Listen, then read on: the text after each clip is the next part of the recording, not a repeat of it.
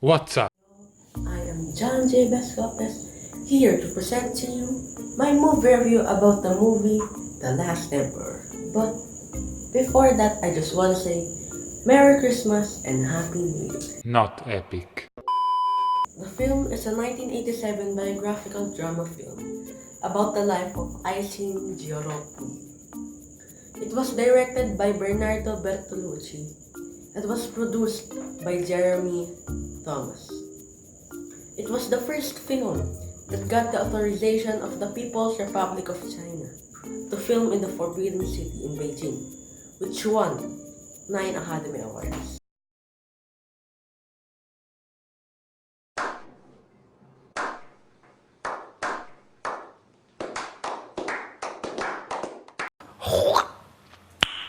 Nice. It is basically about Puyi when he was a toddler until he was old and died. So for the story of the whole No. what basically happened was, when he was only little, he became the emperor and grew up inside the Forbidden City. He couldn't leave, which was very sad, and he found out that he was no longer the emperor outside the Forbidden City. This is so sad. He married an empress and a secondary consort. And while he was playing tennis, they were sent out of the Forbidden City. They went to the Japanese embassy voluntarily and helped them to conquer Manchuria, which turned it into Manchukuo. General Chiang Kai-shek took control of most of China, including Shanghai. He knew he was being used and he tried to use them to be emperor again, but failed. Chinese people who betrayed China by helping the Japanese were captured and were sent to a jail, which ordered them to write all their crimes and confess their sins. He lied about his story but was proven wrong by other stories and by the book of his tutor, Twilight in the Forbidden City. What a shame. He eventually changed, was released from prison, and became a gardener. He went back to the Forbidden City, found the son of the guardian there, and proved to him that he was the emperor of China by giving him the container of the cricket behind the throne, and suddenly disappeared, as though he had died. Epic. So, at first, before watching the movie, I thought I would get bored watching this because it is a historical movie and such, but it actually got me hooked on it. It was a very educational film which used the right soundtracks at the right moment, had angles which were perfect for the scene. The editing was alright, and there was never once a scene where it lacked lighting.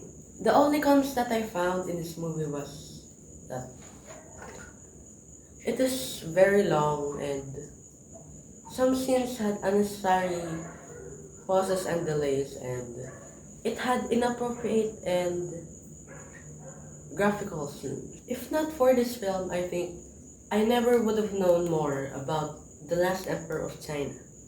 And did you know that the dynasty in this film was called the Manchu Dynasty, which was also called the Qing Dynasty, because the Qing Dynasty was actually made by Manchus.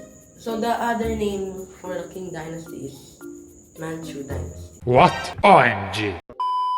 So the traditions and facts that I have learned in the film that I took note of were that men aren't allowed in the Forbidden City after dark except the emperor, and that the eunuchs are not real men because their private parts have been executed. And are the other men in the Forbidden City. Criminals will be kept alive before they are judged according to their crime. And the criminals at the Forbidden City cannot be buried alive as a whole. The emperor cannot leave the Forbidden City because it is a tradition for them, for the emperor to stay in the Forbidden City, which is really sad and made me confused because why can't the emperor leave his own place or his own palace? Like, but cool. Emperors are the only ones allowed to wear clothing with the color of imperial yellow. Eunuchs cannot ask for money from other people, and Mr. Johnston was the second foreigner that was allowed to visit the Forbidden City after Marco Polo, which surprised me by how little foreigners have visited the Forbidden City.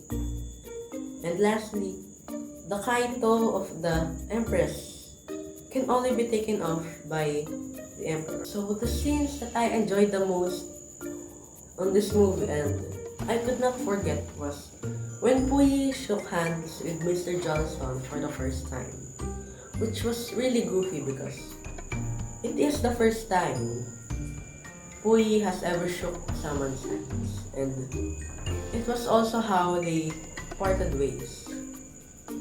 It amazed me how much he liked to be touched by other people behind the cloth, which symbolized that he cannot be touched nor even looked at by other people or by ordinary people. I really like the idea of fanning the bucket of ice, so that it would produce cool and refreshing air. And I felt real sad watching him throw his mouse to the door, and I really felt his frustration because he was not allowed to leave his forbidden city. He was just like a bird trapped inside a cage. So, the lessons that I have deducted or concluded from this film was that anything can really happen. Anything is possible. And don't take things for granted. Be content with what you have and don't be too greedy. That is why you fail. It's never too late to change. And always remember the mistakes that you have done because we can always learn something from it. And I believe that everyone deserves a second chance because as Philippians 4:13 said, nothing is impossible through God, who strengthens me. Amen, amen. So, I really enjoyed this movie while actually learning from it. I recommend this to everyone, especially to those who like historical things or China in general. But of course, kids, you have to be 13 to watch this movie because it is a rated R 13. I'm watching you. I rate this a 9 out of 10. Pretty good. Epic. Approved. So, that's it for what I'm gonna say about this movie, and go watch it yourself.